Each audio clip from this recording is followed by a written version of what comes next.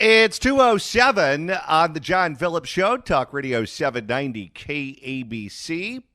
Broadcasting live from the Morongo Casino Resort and Spa Living Room Studios.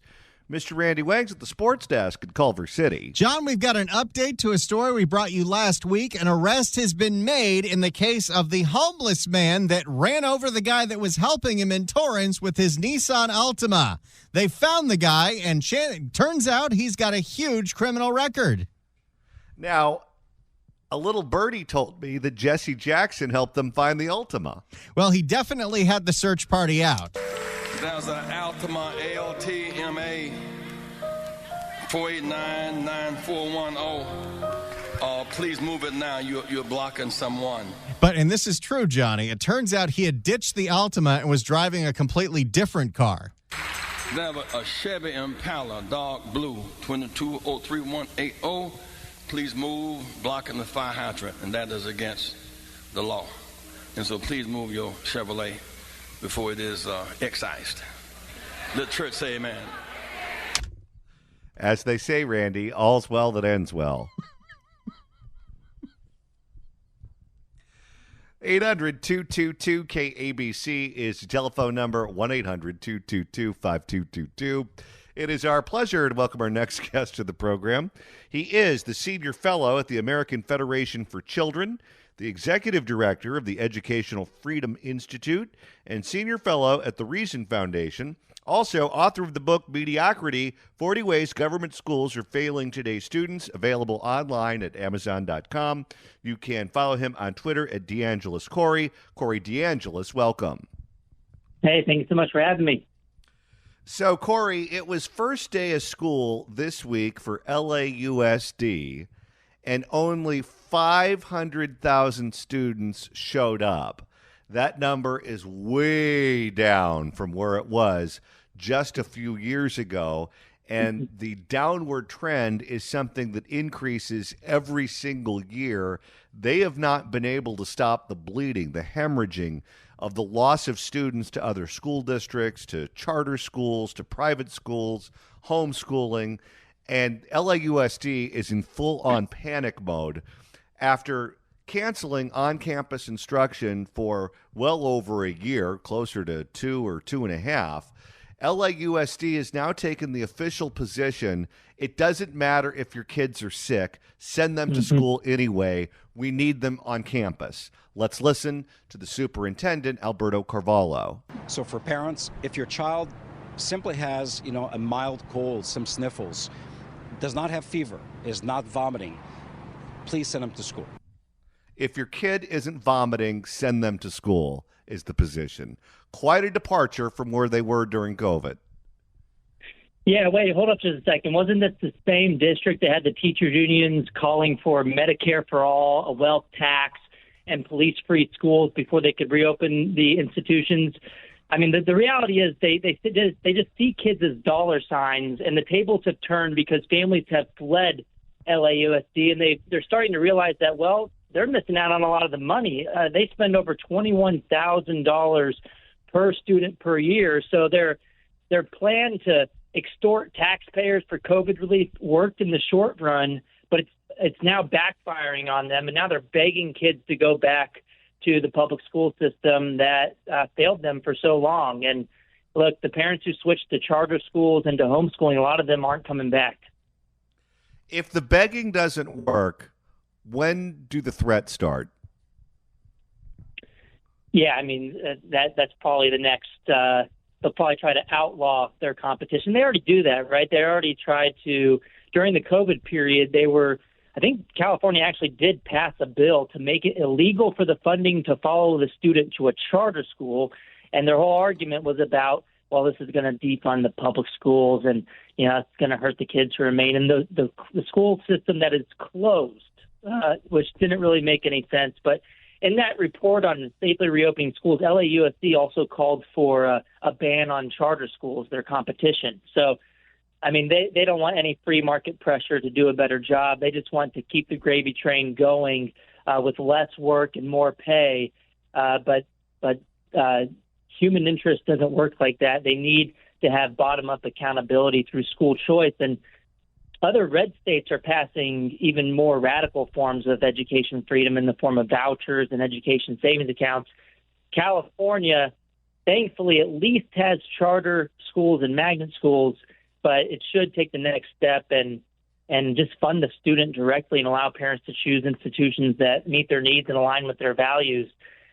Because, look, they're not going to learn any other way. And what they're doing now is silencing parents at school board meetings. And in some places, I think the governor just came out and basically hinted that he was going to try to fight to keep sexuality secrets about children from their own parents, because Chino Unified, I think they just voted to not allow the schools to keep sexual secrets from parents. Alberto Carvalho is, of course, the superintendent who came to LAUSD from Florida. He presided over the school district in part during COVID when the shutdowns were occurring, thanks to UTLA, which kept LAUSD shut down longer than just about any other district in the United States.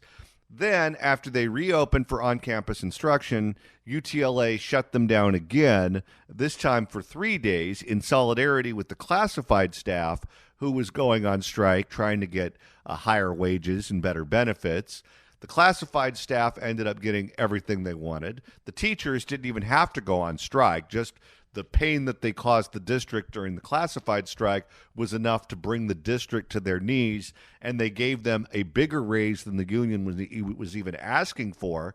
And when the school year started this year, Alberto Carvalho, instead of saying, all right, it's time to get these test scores up, it's time to get back to the basics and learn reading, writing, and arithmetic, he started out the school year by thanking the teachers union that shut everything down. I'm grateful to the union leaders that joined hands with our workforce and administration and the board. We were able to negotiate something that, quite frankly, addresses the cost of living and the issue of housing in our community.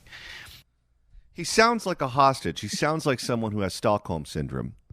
That's exactly right, because superintendents and politicians, too, respond to power dynamics as opposed to logic or what's right for kids. I mean, look, Miami's, where he came from, is I would say, the school choice mecca of the nation. They have most kids not attending their assigned government-run school in Miami, and it's one of the largest urban school districts in the country. And as they expanded private school choice competition in Florida, the Miami school district started to increase their own forms of school choice with magnet schools and otherwise in order to up their game in response to that competition, to try to provide parents with options within the school system. And now you have them over in California, where the power dynamics are completely different. The unions are much stronger in California than they are in Florida, and they're basically able to run the show. And it just goes to show you how being in a state that's led by Republicans can help a lot to fight against these unions. Anything short of that, we need to consider outlawing public sector unions, teacher unions in particular, because they're basically using taxpayers' own money to lobby against the public, to lobby to force families to send their kids to failing government schools, and at the same time begging for more money from the taxpayer, doing everything they can to make their jobs easier while hurting the kids and not doing anything better for them academically. It's a total disaster. The latest Nation's report card scores came out finding that there was decades of learning loss in both math and reading, and that was particularly more so the case in places that closed the schools longer, that is the blue states. Here in Los Angeles, we have another strike going on with my union, the American Federation of Television and Radio Artists and Screen Actors Guild, and the Writers Guild as well. The president of UTLA, Cecily Mayart Cruz, was out on the picket line marching with AFTRA-SAG and the Writers Guild and saying that her union stands in solidarity with the actors and the performers and the writers. Now, they're, of course, dealing with very different dynamics. With the writers and the actors, they have to negotiate with the studios, and they don't get to pick who's sitting in the big suites at the studios. With Cecily Mayart Cruz and the teachers' unions, they get to pick the makeup of the school board. They get to pick the people they sit across the table from and negotiate with. But the question came up. If UTLA is now so powerful where them not showing up for work caused the district to roll over immediately for the classified staff, could you see a scenario in the future where you have other labor strikes in different industries where the teachers stand in solidarity with those unions and stop showing up to work at school, because that way you put pressure on the entire system when you shut the schools down so that unions in other sectors get what they want? Could you ever envision that happening? That's potentially the case, but teachers like to go shopping. I mean, we saw this when they closed the schools, right? And they like to shop in other sectors. So you had the grocery stores open, for example, during the pandemic, but the teachers unions closed the schools as long as possible. So the hypocrisy was on full display. But I don't really have as much of a problem with private sector unions because customers can vote with their feet. If the grocery store workers, for whatever reason, unionized and strike, and they closed Walmart down for whatever reason, then, families could vote with their feet and go somewhere else, and either management would have to do a better job and provide them with whatever they wanted, or the people would go out of business, and the people who are striking would lose their pay and lose their jobs potentially. That's not the case with the school system, where the people that feel the pain are not the managers, it's the customers, the families and their kids. When the schools were closed, those were the people that were held hostage and felt the pain. So you have this never-ending disconnect. There's not a feedback loop that gets back to management to actually change things like there is in the private sector. So I don't have a problem with unions per se. The main problem is public sector unions that can hold the public hostage and use the money to lobby against them. Right, but let's say if she stands in solidarity with those other unions and says, okay, studios, give them what they want, otherwise I'm shutting the schools down, she would be the most powerful labor leader in the state. Yeah, and I guess they could leverage these other unions to become more powerful. I haven't seen in other places, but this is interesting. Yeah, I mean, it's one of these things that on its face seems outside the realm of possibilities, but I mean, when you look at the unions, in the old days, you used to think of the Teamsters as being a really powerful union, or the auto workers, or these big private sector unions that were the unions that represented the workers in big industries that made the country run. Now the opposite is true. Now it's the government unions, and specifically, at least here in California, it's the teachers. And if they have all the power, then they're the ones that you go to when you need muscle. That's right. And this is why in LA and other places across the country, whenever there's more money pumped into the system, it goes towards hiring more people, because they know that means they have a stronger voting bloc. They can shut more things down and have more power in numbers. And it means more dues paying members for the union bosses. So it's all about power for them. We saw this with the COVID money in LAUSD too. The budget numbers I saw, at least from 2022, they're probably a little different now, but those numbers showed that there was about a 6% decrease in student enrollment relative to the previous year, while they were increasing the number of psychological and counselors and support workers by about 80%, and increasing the number of other support staff by about 25%, and janitors by about 25%. In what other industry do you lose 6% of your customer base, and then you increase as much administration and other staffing as much as possible? It's totally backwards, and I don't think it's ever going to change when they have so much influence, and when people can't vote with their feet to hit them where it hurts from the bottom up. Because when parents go to school board meetings and complain about the union's actions, nothing changes. They cut off the mics of the parents. They label them as domestic terrorists in some cases. They try to silence parents and their opposition, because they see them as a nuisance, not as a customer. And that's never going to change until there's full-throated school choice in California. I mean, other states are doing it. Red states, nine red states in the past 2 years alone have already passed universal school choice for all families. No income restrictions, no picking winners and losers. And that's where competition is going to flourish. And states like California, unfortunately, in the short term, hopefully it's just the short term, will be left in the dust, and hopefully parents start to push back, not just at school board meetings, but at the ballot box too, where politicians actually have to worry about losing their jobs. Corey Deangelis, Senior Fellow at the American Federation for Children, Executive Director of the Educational Freedom Institute, and Senior Fellow at the Reason Foundation, also author of the book Mediocrity, 40 Ways Government Schools Are Failing Today's Students, available online at Amazon.com. Corey, thanks so much for stopping by. Hey, thank you so much. Throwback Thursday, songs about baseball edition of the show. This is something that Ferrer can psych herself up with when she's ready to throw the first pitch on Sunday. Kenny Rogers? Yeah. The gambler. I sat next to him at a Clipper game one time. Oh, really? Yeah. Seemed like a nice guy. Clippers got blown out. That was back at the Donald Sterling days. In fact, I think it was at the Sports Arena. Really going back a ways. Next slide.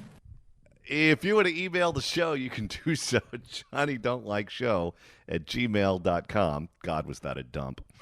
johnnydon'tlikeshow@gmail.com.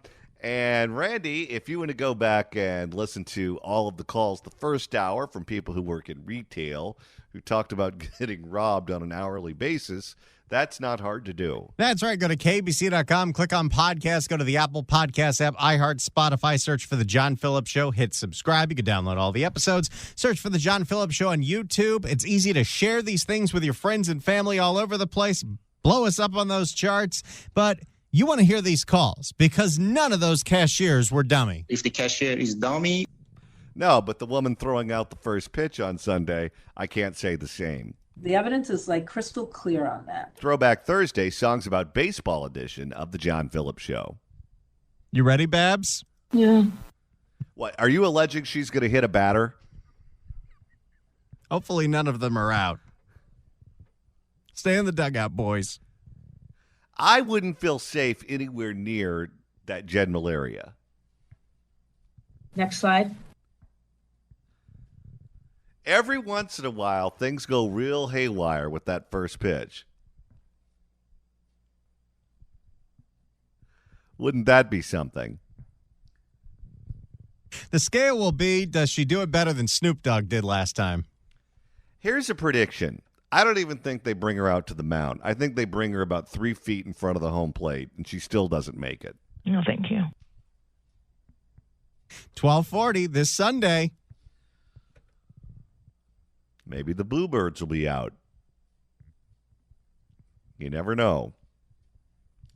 All right, let's go back to L.A. Mayor Karen Bass. She was recently giving a press conference about all the smash and grabs in Los Angeles. And, Randy, things got a little heated. Well, the problem was she had this joint task force press conference with the LAPD and the Glendale PD and the Burbank PD, and there was nobody representing the LA County District Attorney's Office because Gascon, well, he's pro-criminal.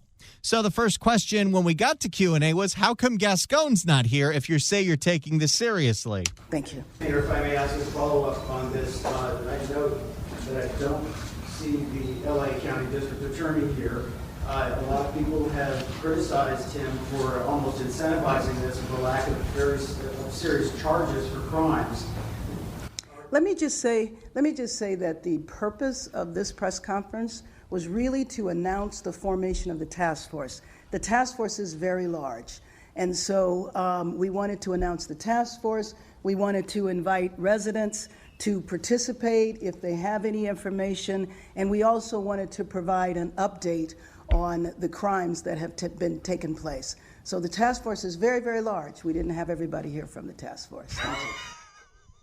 Meaning they didn't have the district attorney who would be responsible for executing everything that she's suggesting they do.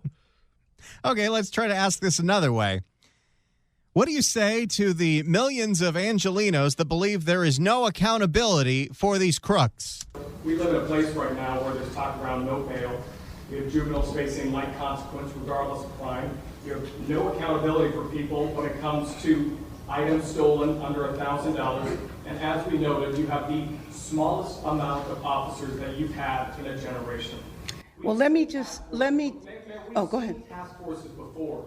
Is accountability even realistic? Well, I think it is absolutely realistic. But let me just point out, and since I wasn't here in 2021, you might speak to that. We had a task force previously. In 2021, you will recall, we were going through smash and grabs, and if I'm not mistaken, that was probably the first time we saw that type of crime. We were going through At the Nordstrom in San Francisco. Oh, yes. Nordstrom's is a popular destination for criminals. follow home robberies. The task force that was put into place then. She's banging the mic again. Can you hear it? Can tell. Did I ever tell you, by the way, one time I went on the Nordstrom family yacht? Oh, I did not hear that. It was totally random. I was in Mexico. I was down there for a wedding, and you know who else was there? Who's that? Lauren Sanchez, who's now the girlfriend of Jeff Bezos.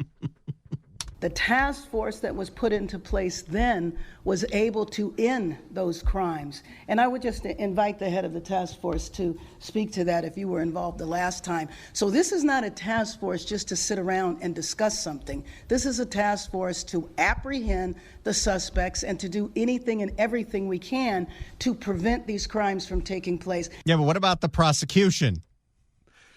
He's not there.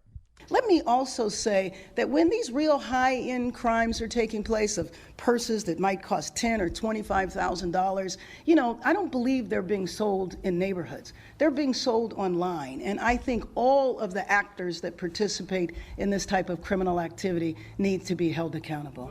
She's going to go after Jeff Bezos. So it's Bezos' fault that you can't keep criminals in line in Los Angeles? Yes. She gets asked once again about Gascon, and she gets a little testy. Yes. Talk about accountability without the DA's role in this. I mean, there are people who would say he's been in front of one too many cameras. Let me just suggest. He's talking about one too many cameras, talking about crimes he won't prosecute. Does he need to start getting tough on crimes in LA County? I would just suggest if you would like to speak to the district attorney, you should contact him. He's not there. And he also doesn't do interviews with any media that actually matters. No, you can see him on Spectrum One News, and you can see him on podcasts that no one listens to.